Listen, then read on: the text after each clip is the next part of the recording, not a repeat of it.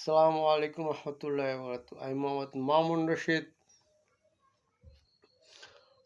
তারাবি নামাজ সম্পর্কে ইসলামের আহ, ফায়সাল হয়েছে যে যে সব মসজিদে 20 টাকাতেই আহ, থাকতে হবে, কর্মসূচি থাকতে হবে 20 টাকা। সুরাত তারাবি হলো 20 টাকাত কর্মসূচি, খতম তারাবি হলো 20 টাকাত কর্মসূচি থাকতে হবে। কোনো মসজিদ যদি মনে করেন যে করে যে 12 রাকাত 10 টাকাত কর্মসূচি করছে, তারা ইসলামের বিরোধিতা করছে।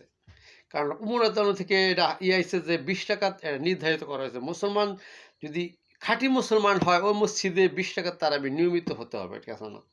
এখন যদি কোনো মুক্তাদি যদি মনে করেন যে এমন রেসালত করে যে 20 টাকা তারাবি তো রেসালত করে যে 12 রাকাত পড়ে 14 রাকাত পড়ে বা 10 টাকাত 8 রাকাত 6 রাকাত পড়ে বাইরিয়ে যায়, রেসালত করেন যাব না, তাইলে এরা হেরো আবার এক প্রকার মানে মসজিদে যে কর্মসূচি করছে সেটার বিরোধিতা করছে। দেখেন হাদিসটা বুঝলেন। এই জন্য মসজিদে যেহেতু কর্মসূচি 20 টাকাতেই করে সব মসজিদে, সুতরাং মুক্তাদিরও 20 টাকাত মানা, মুক্তাদিরও 20 টাকাত মানতে হবে।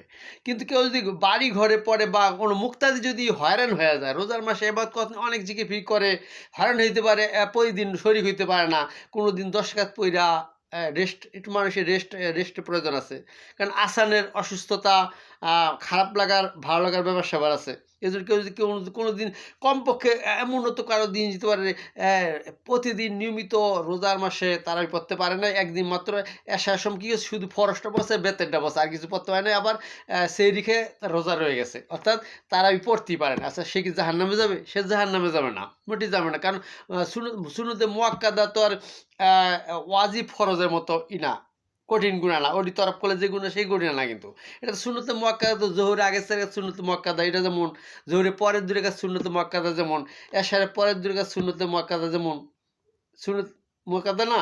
তারপরে ফজরের 2 রাকাত সুন্নতে মুআক্কাদা, যেমন এরকম কিন্তু এটা। এজন্য মনে করেন যে কেউ যদি হয়রান হয়ে গেলে, শরীর ইবাদত করতে রোজার মাসে অনেক জিকির ফিকির করতে করতে হয়রান হইতে পারে, এজন্য রেস্টের প্রয়োজন আছে, মানুষের রেস্ট প্রয়োজন আছে। কারণ সামনে যেন আবার জিকির ফিকির করতে পারে। অর্থাৎ আজকে আপনি কিছু কম পড়লেন, আগামীকাল যদি অনেক ইবাদত করতে পারেন, তাইলে এই চালাকি করার, ইবাদতের এই চালাকি করতে ইসলামে আল্লাহ এই অনুমতি দিছে, ঠিক আছে না? অর্থাৎ আপনি আজকে একটু জিকির ফিকির কম করেন, যেন আগামীকাল যদি বেশি করতে পারেন। আপনার তো আত্মবিশ্বাস, আপনার তো প্রতিভা যে অনেক জিকির ফিকির করবেন, সারা জীবন ভর জিকির ফিকির করবেন। আজকে একটু কম করলে কালকে যদি বেশি করে, সামনে বছর আগামীকাল, এর পরের দিন অনেক জিকির ফিকির করতে পারবেন। এবং প্রতিভা যদি থাকে, তাইলে আপনি আজকের দিন একটু কম কম তারাই পড়লে সমস্যা নাই, ঠিক আছে? তারাবি সম্বন্ধে হলো এটা।